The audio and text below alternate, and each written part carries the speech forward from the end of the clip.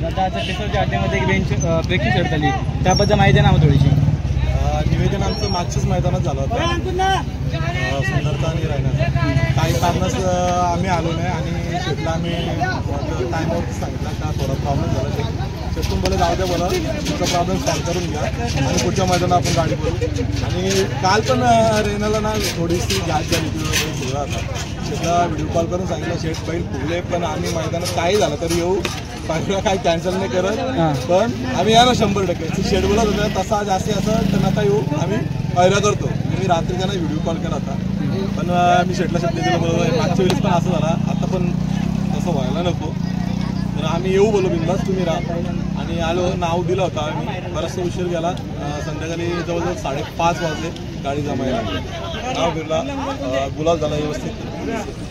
दादा एक चांगली गाडी पळली सुंदर येण्याची, त्याबद्दल काय सांगा? माझं पण बऱ्याच दिवसापासून म्हणजे इच्छा होती सुंदर आणि रायना पळायची आणि शेटची पण इच्छा होती त्या एक वेळेला सुंदर आणि रायना पळू.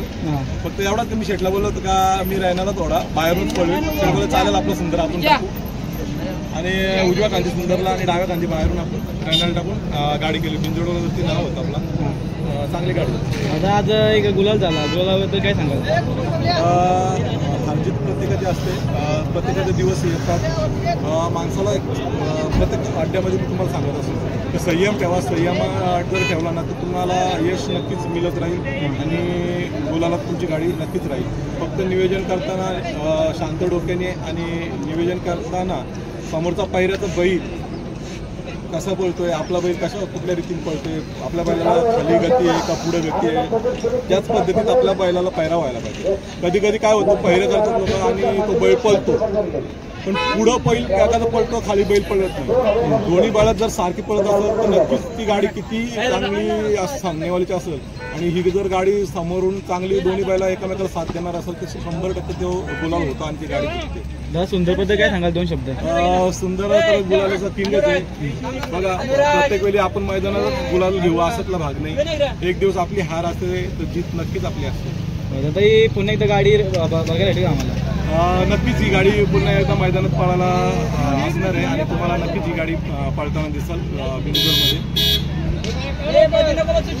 ड्रायव्हर आमचा नेहमीचा गुलाल किंग ज्ञानी मामा, जो मुंबईमध्ये बैलांचं पण नियोजन करतो आणि गाडीवरती ज्ञानी मामाच असतो. रायना बाजी याची गाडी ज्ञानी मामाच, म्हणजे आपल्या या परिसरात तरी उसाटणं झाला, देसाई झाला, किरकाली झाला, या मैदानात तर ज्ञानी मामा बसतो. कर्जत भागात जर असा एकाच वेळेस नसला तर मग समीर ड्रायव्हर किंवा उमेश ड्रायव्हर तिथे आपल्या गाडीवरती ते बसतात. दादा आता आज किती बैल आणली होती? आज एकच रायना आणला होता, बाकी बैलांचं नियोजन आता केलं, फक्त रायनाचंच केला होता. कारण लांब पण यायचा होता आणि खूप आपल्याला ट्रॅफिक लागते इकडनं जाताना. त्यामुळे बोलू नियोजन एकच बैलाचं करू, मग परत दुसऱ्या गाडीचं होईल नाही होईल. खाली गाडी सोडताना खूप गर्दी असते, त्यामुळं कसं एकच बैलाचं नियोजन केला का तर आपल्याला जायला उशीर नको.